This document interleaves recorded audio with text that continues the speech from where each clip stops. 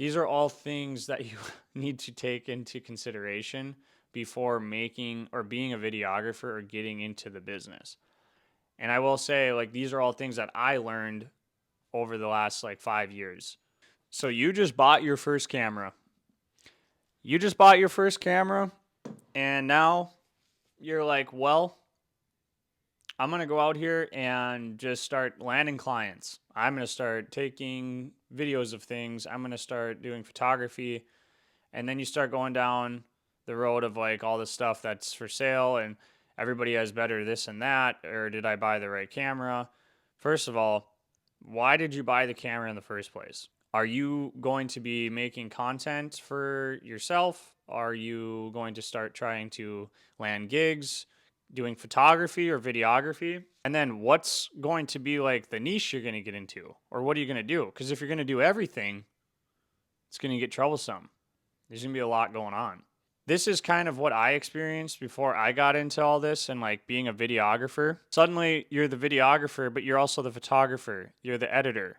Then you're like the investor in people's businesses, helping them create plans, even though they want video from you or photo from you. Now you're the one helping them cultivate ideas and you're strategizing and filming and photographing at the same time and editing. That brings me to all these people selling a course on how to scale your agency, how to scale from 2 to 5 to 10 to 20,000 to $100,000 a month in your videography business or agency, right? We're talking about a slew of information out there and confusion. There's so many different sectors in this realm. There's social media creators, content creators. There's videographers for certain businesses, certain niches, photographers, professional, amateur, beginner. And then there's video in all those sectors as well.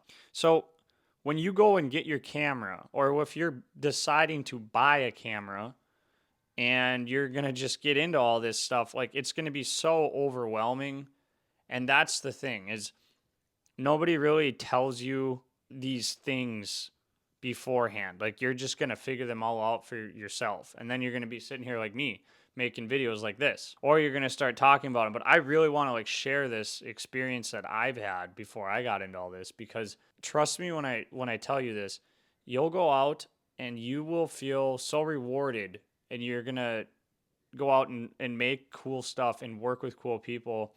You're also going to work with really bad people. You're also going to have some hiccups in your stuff. You're going to watch people that are making better things than you.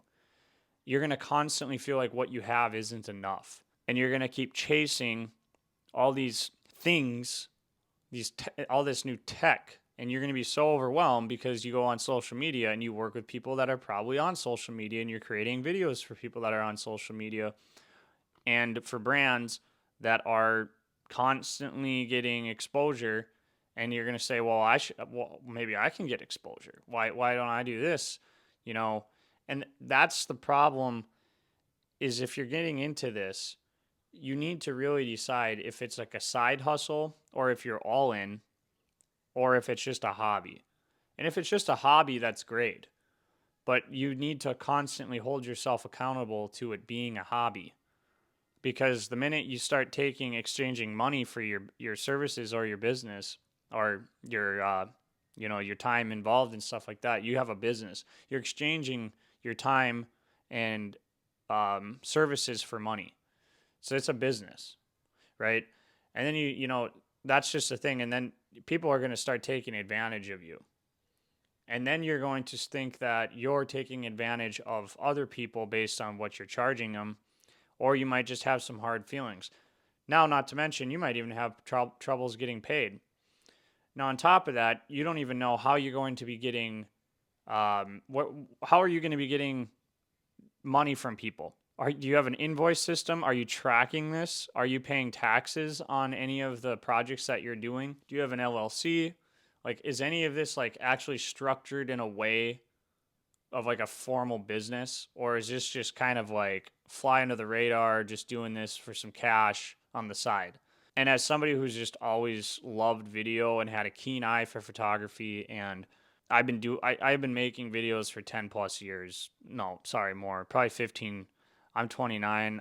Probably picked up a camera when I was like 14.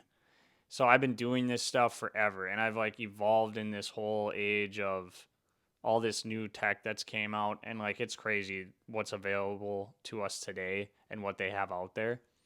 So like my whole point in this is before you get started, please do research, watch videos like this, do as much as you possibly can before just saying buy that camera, bro, or watching a video online and of like, hey, you got to go get this camera and you just got to start. You just got to start. You just got to do it. I totally agree that action is rewarded, or you get rewarded from taking action and just moving fast and just going and learning and doing. And that's kind of what I did too. But I will say that you need to establish what you're going to be doing on the side. Okay. Because I guarantee you, or vice versa, I guarantee you that if this is going to be your main gig, and then you're going to need a side gig unless you're just super lucky or fortunate or have available funds already, or you already have money that's you're going to be able to support yourself with while you chase this endeavor. With that being said, I hope that makes sense, because this is just like an overwhelming space to begin with, and all those things that I just mentioned are 100% things you're going to run into. 100%. And I'm not trying to scare anybody away from getting into this. I'm just saying that's kind of where my head's at with this stuff, and that's what I've dealt with. So I hope this could be of help to somebody. And I definitely think that if you give yourself enough time of researching and trying to figure this stuff out ahead of time and calculate a plan, you'll be so much more successful, and you will end up not wasting your time on so many tasks and activities and people. So, hope this helps. See you in the next one.